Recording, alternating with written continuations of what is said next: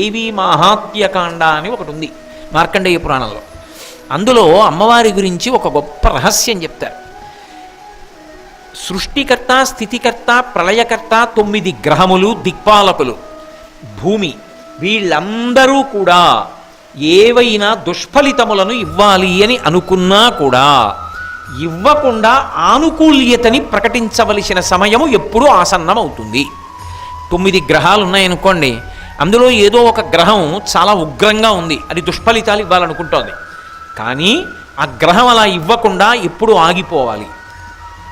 లేకపోతే దేవతలే ఇవ్వాలనుకుంటున్నారు, దేవతలు కూడా ఇవ్వకుండా ఎప్పుడు ఆగిపోవలసి ఉంటుంది. అంటే జగదంబని ఎవరైనా రోజు మొత్తం మీద ఒక్కసారి ధ్యానం చేస్తే, ఒక్కసారి అమ్మవారిని మనసులో భావన చేస్తే, అలా భావన చేసిన వాడు ఎవరుంటాడో వాడి జోలికి వీళ్ళు వెళ్ళకూడదు అని నియమం.